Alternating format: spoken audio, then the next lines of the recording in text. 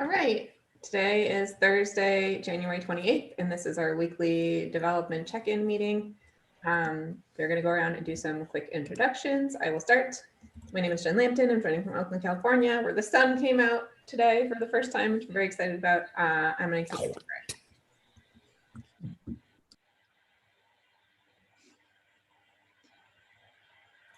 Sorry, who was called next? Was it me? It was Okay, you. sorry. Hi.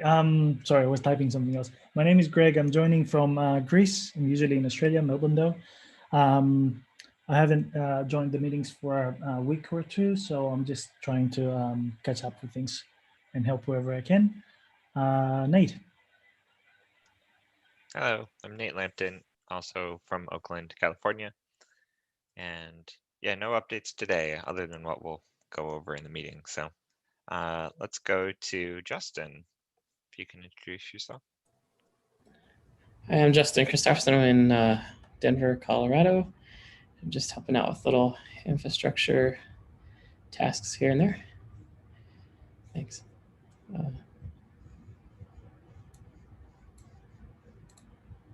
Phil?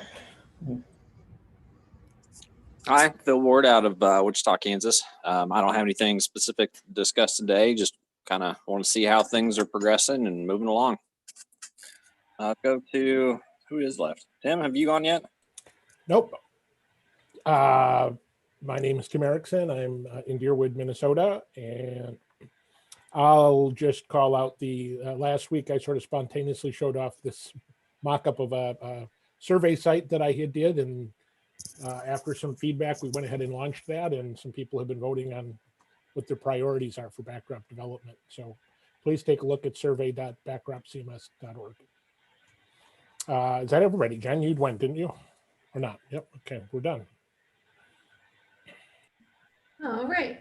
Let's see. So this week we have a handful of new contributed projects, user merge, abuse IPDB report, and user prune all came out this week. So thank you everybody for continuing to create and contributed things for Backdrop. Also, we don't usually have updates from the PMC, but a couple weeks ago, we announced a change to our policy on contrib maintainer permissions. The blog post for that I just published today. So I had it scheduled for tomorrow, but then I figured if I'm going to announce it today in the meeting, we might as well put the post up today. So that should be visible if anyone wants to take a look at it, just to make it public.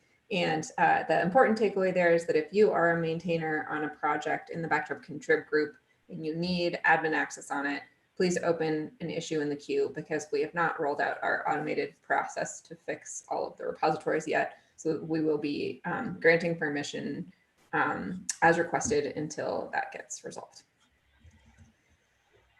All right, I want to turn it over to Nate to talk about Backdrop releases. Oh, wait, there's a few more things. Hold on.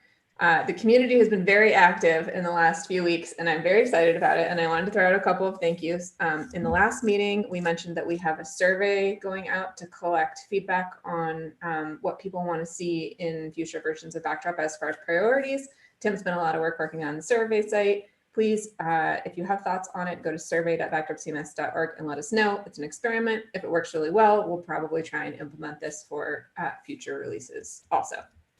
I have a feeling it'll work well. So thank you, Tim, for working on that. Justin also spent a bunch of time last night setting up new sites for us. So BWB and Peter has also been working on the doc site. So thank you, Peter, for all of the work on the documentation site. Thank you, Justin, for helping get the documentation site switched over. It used to be api.backdropcms.org. It's now docs.backdropcms.org. That looks like it's working really smoothly, so that's fantastic. We also have a new events site coming soon that will help us with Backdrop Live, and Justin set that up for us last night as well. So cool stuff afoot for backdropcms.org these days, which is great. Okay. Oh, also I wanted to thank Phil for help with the DNS records for backdropcms.org. So hopefully our emails will start getting people. So many people have been helping us recently, so it's great. So thank you, everybody. And then I want to turn over to Nate to talk about Backdrop release stuff now. All right. So over in the product land, 118.1 came out yesterday, as well as 117.6. Those were security fixes that updated our tar gzip library for an external library vulnerability that has now been fixed. That also included other 11 bug fixes as well. It was great to get a lot of those small little things cleared out of the RTBC queue. So that's it for 118.1. Definitely recommended to update if you have not yet. 118.2 will be the next bug fix release, created as necessary. Couple of these issues we talk about regularly, although my list is getting short here because a lot of these things have been solved, of sort of priority bug fixes. The site getting stuck in maintenance mode when updating modules, issue 3956, currently still needs review and testing. The issue to throw a warning if the max input vars PHP setting is not set high enough, issue 3824. That pull request currently needs work. It also needs core committer review. I don't know if anyone's got, I need approval that that process of altering the message is acceptable. It's very specific, like look for this string in this message, and if the string in the message exists, then remove it from the session. Seems unlikely to work correctly, but Okay, more eyes on it. Okay, let's see. Some new issues.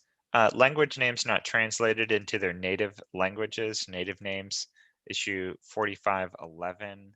I think Indigo Zella opened this issue just saying that, you know, when you select the language, it should be shown in that actual language. So that pull request needs review. It adds new capabilities to the languages list to allow you to enter the a translation of the language name itself, and then use that when lists of languages are shown. One that's will become important as time goes on, PHP 8 support is issue 4772. Joseph Joseph made a pull request to get that moving. It looks like primarily this has to do with the database and testing frameworks, that they just have some adjustments that are necessary regarding like consistency of the arguments need to be the same between parents and children and stuff like that. So far it doesn't look like it's a real big lift to get that moving. Those are sort of things that, you know, you shouldn't have been doing in the first place, and now PHP is just enforcing some best practices. And there's lots of other issues in the 118.2 milestone. There's several, not several, maybe, let's see, 2 RTBC issues and one that got bumped from 118.1 that was almost ready. These RTBC issues, I think we can get in almost at any time. There were just some that they required update hooks, and we didn't want to push out a core update that required update hooks that was also a security update if it was optional not to. So security updates, it's always best to make those as low effort as possible. And so we pushed a couple of things that were ready out into the next release. That's what happened. So in the update notes, I said that it needed an update because I saw the update hooks, but then if that one didn't get in, I didn't go back and remove the message. So if anyone tried to run update.php and were upset that it wasn't necessary, apologies. But I think we got that. Yeah, we upgraded the main flagship site of backdropcms.org and some other peripheral ones, right? Did you have to run update to PHP on this? Yeah. No, and I thought it was weird because I put it in the notes because I saw the update hooks, and then none of the sites actually required the updates. Now it's like, yeah. The RTBC queue got emptied out, but a couple of them just got moved to the next release to prevent that from being necessary. Yeah, I think so that by cleared out, it's really just moved a little bit. Yeah, I think that Robert Garrigas raised an issue about the release note, and then Herb fixed it. Great. All right. Well, that's all I have for the 118 for bug fixes. Oh, wait, one more thing. We can go ahead and bring in this discussion that BW Panda brought up and put at the end of the agenda notes that there is a small, an issue with color module and short hex codes, issue 4913. That's when we switched color module over to use the color input HTML form element, it dropped support for short hex codes, like hex codes that are only 3 characters accidentally. And so he filed a pull request that fixes that problem.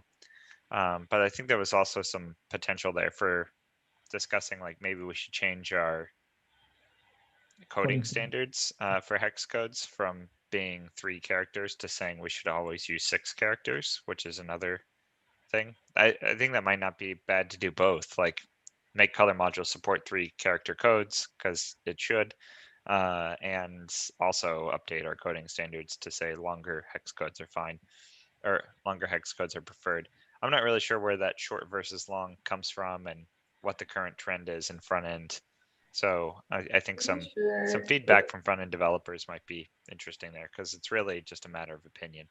I think I've looked at this back in Drupal 8 front end stuff, and it came from a really, really long time ago. There was a preference for typing 3 fewer characters. Yeah, I think it comes from typing less. So yeah, exactly. That was my reaction as well. So I'm for consistency rather than typing less. So yeah. That's really interesting. Okay. Well, there are issues for both of those things. Changing the coding standards for CSS looks like Josef actually opened this issue back in 2018. It's issue, I'm sorry, this is on the docs site. There's a docs issue number 50, that suggests that we make that change, but it definitely was back in 2018, and this conversation has been revived with BW Panda and IndigoZilla discussing the merits of that. That BW Panda is setting up an automated test for coding standards against our CSS? That would be great. I mean, that's like the PHP coding standards issue that has been moving along kind of slowly, but it's getting there. That would be great to have that kind of validation beyond just PHP. Yeah. And it would also perhaps set the precedent for how we can get PHP coding standards rolling. Yeah. Okay. Let's see, 119. 119 will be the next minor version of Backdrop. It will be out May 15th, 2021, and feature freeze on May 1st.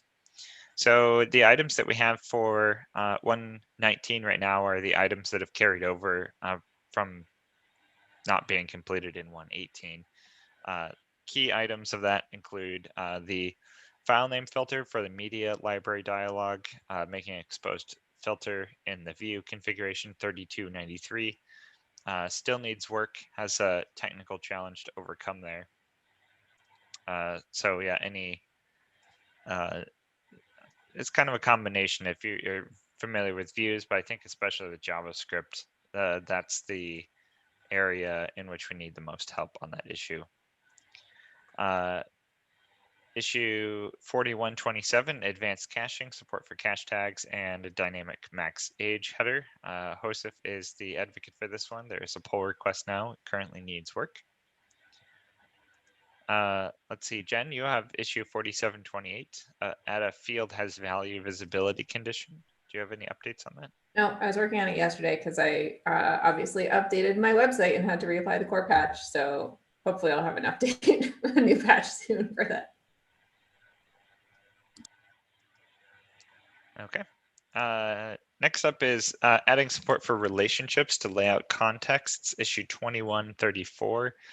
We had a big rush on this one right before the release of 118, and it's definitely 90% there.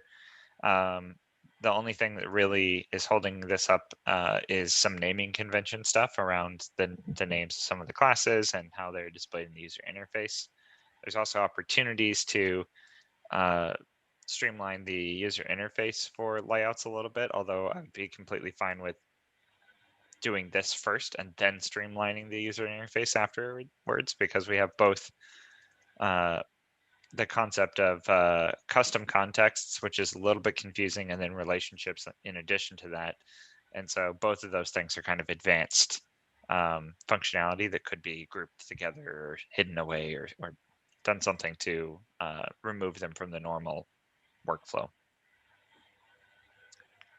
Okay, and then lastly, this issue that I bumped just recently, it was marked for 118.1, but I moved it into the 119 queue because it involves URL changing.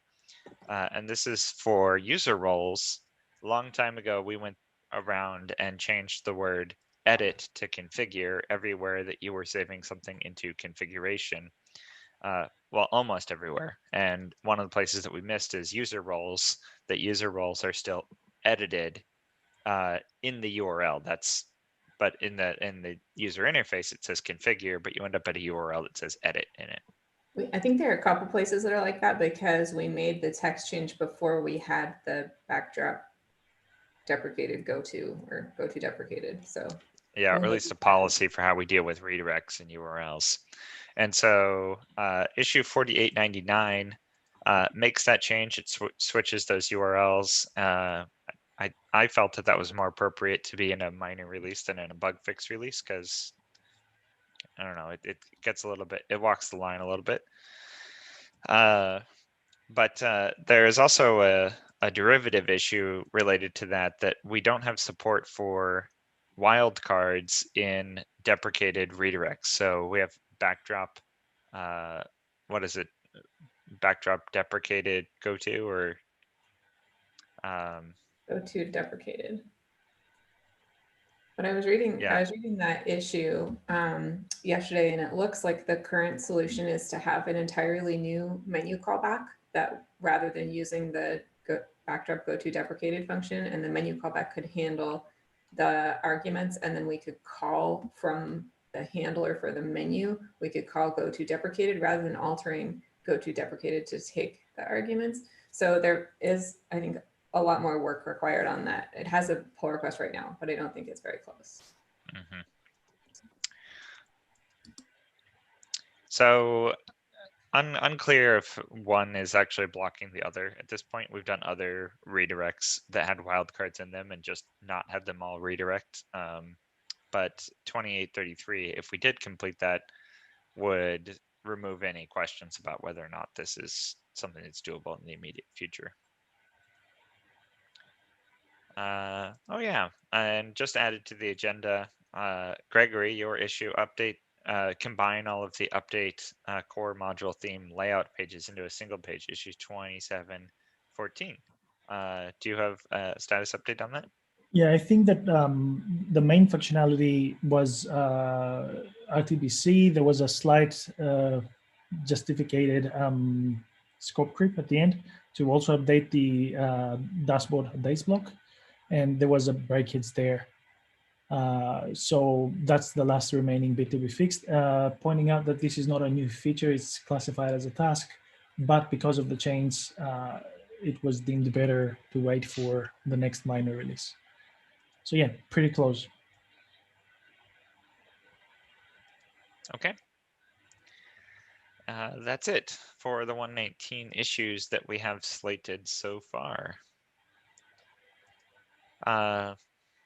Tim, I would love it, sorry to spring this on you since it wasn't in the agenda, but I would love it if you could tell us about the survey site that you've built and what that could mean for deciding features for 119. Don't worry about springing it on me because I was ready. And in fact, I'm going to share my screen. That sounds great. I have, there we go. I have the site up. Actually, let me do this. It's a little bit ugly. So some quick background.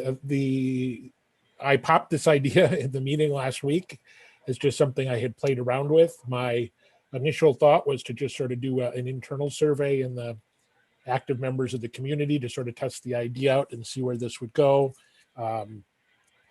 Because it was a bit ugly and unpolished, but we have gotten some pressure to broaden it and to invite others to participate. So we've expanded the scope a little bit. It's basically a website, uses the flag module, so users can log in. This is it if you're not logged in. Again, not pretty, but it's basically a feature priority poll. My idea was that anybody can, we seeded it with a number of issues that had been brought up in some recent discussions, but also allowed anybody who creates an account to add issues. Issues don't have to be in GitHub. You could add a new issue completely, although all of the issues we currently list do currently have existing GitHub issues.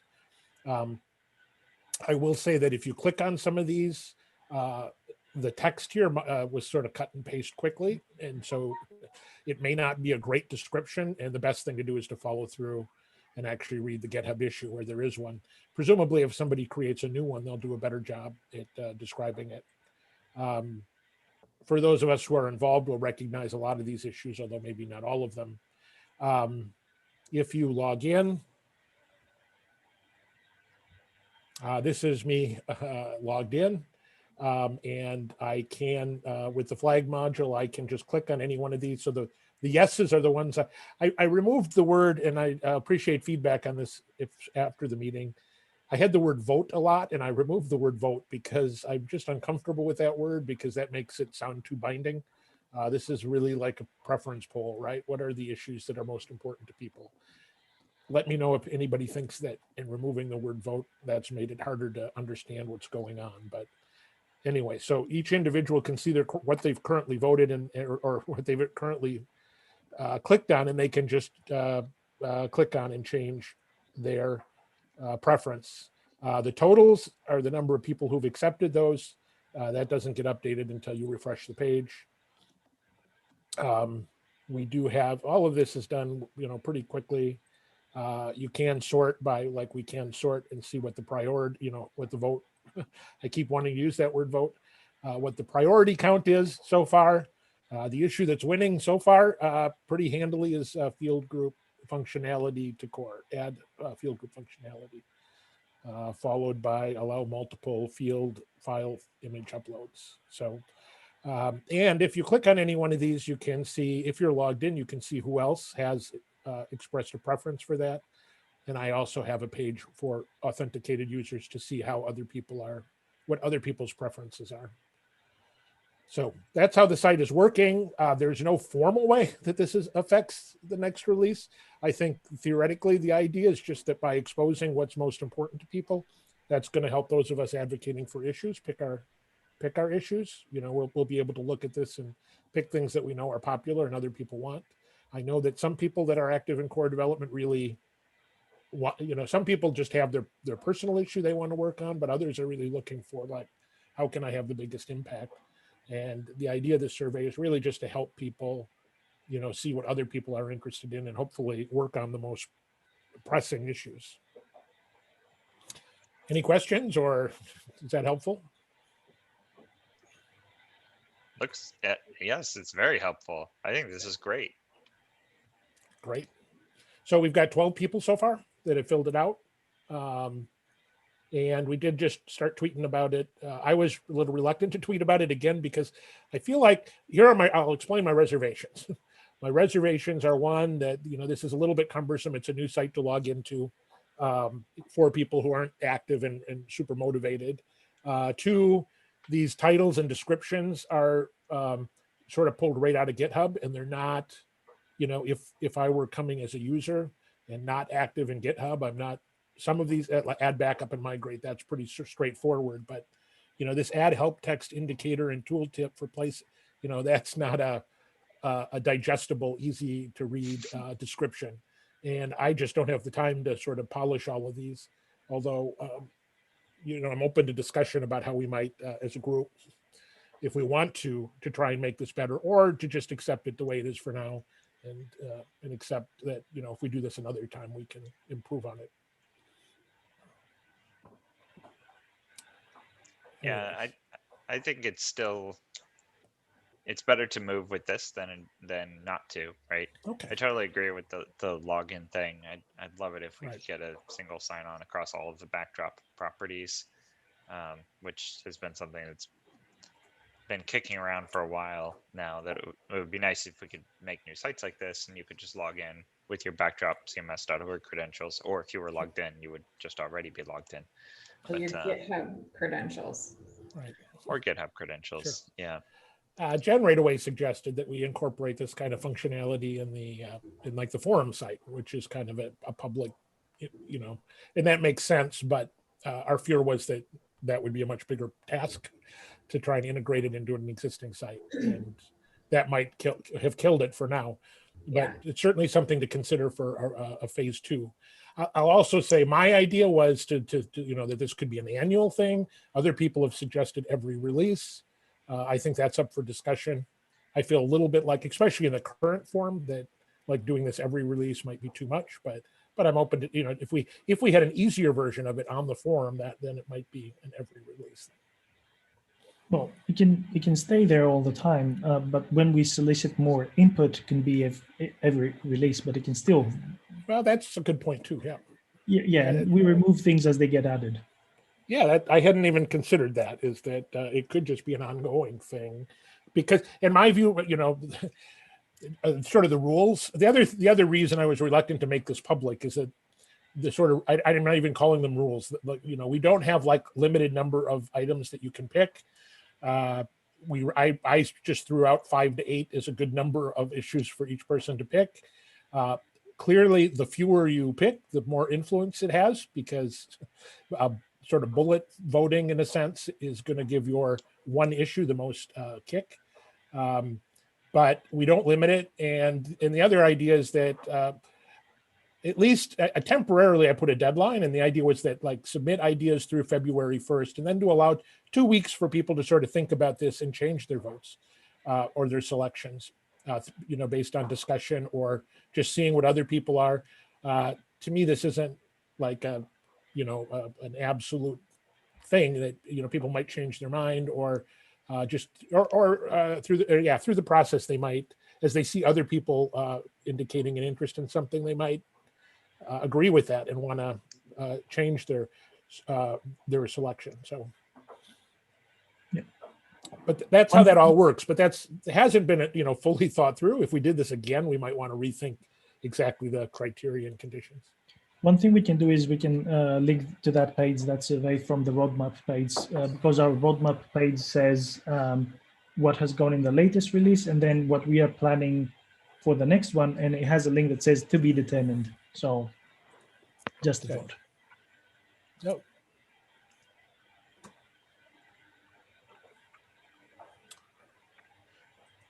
Okay. Well, again, I was a little nervous about sort of making this more public because I thought there'd be pushback about some of the things I talked about, but I haven't really heard much, so that's good. It's not ugly. It's cool. It's not ugly. Okay. Love it. Peter plans to put it in the newsletter that hopefully will go out tomorrow. Yeah, cool. And so we should see. My original goal was just to get 20 people, like sort of just through Zulip. Hopefully, if we get this in the newsletter, we can see more than that. Although I still think, you know, if we got 30 or 40, that would be huge. You know, I'd be happy with 20 to get 20 people to fill this out. We're at 12 now. We have one other item in the agenda I think we should talk about. Okay. Doc Wilmot requested that we try and figure out how to test GitHub release webhooks.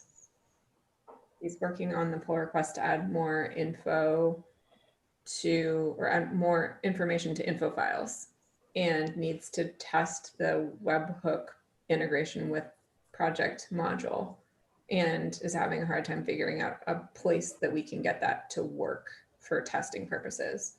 I mean, I don't know if you have any experience with this because you did all of the webhook stuff with backdropcms.org. Yeah, it's cumbersome, but pretty, I wouldn't say standard, but not unusual for decoupled systems. What I do is, if I'm not wanting to test on an actual project, set up a GitHub repository that has releases, and then I set up the like an artificial webhook to sometimes I'll actually make it route to my local, but other times I'll just make it not actually go anywhere. And then GitHub will fire off the webhook, and I can go back and look at the webhook log, and I can see the failed webhook request that I made send into the ether, basically. And I can copy the payload out of GitHub's log, and then I put it into well, sometimes what you can do is you can just use copy paste that and use it in a curl request and just send curl requests to your local hosts to make your local host fire the webhooks as though GitHub was sending them. That can be useful if your local host computer isn't accessible publicly on the web. Even more capable way than using curl is to set up a Postman pet collection. That's like Postman is a tool for making API requests to any server. GitHub actually even has a collection of Postman scripts, so you don't have to set up your own like examples, but probably you would need to set up your own example anyway in this case, because like what the payload contains, and like it would probably have to be specific to your package or your project. You probably would need to do a little bit of tweaking. So I mean, that's generally what I do. Set up a sample project, a sandbox one that is just like off on my own personal repository, set up a webhook, and then create a release to fire the webhook. And then I copy the payload out of GitHub's website and then paste it into a Postman request. Okay, so your recommendation is just to do it locally. Yep. Okay. Yeah, that's the way to do it that requires no additional permissions, that makes it so you can iterate the most quickly.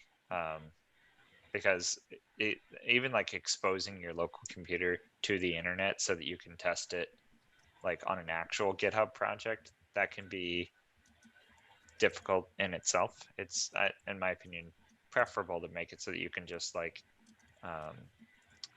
fake the requests from a local to local, rather than having the real requests come from GitHub.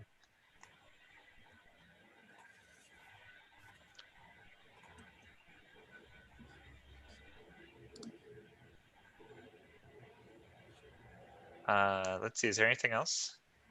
The other item was from BW Panda, wanted an official direction on the CSS coding standards.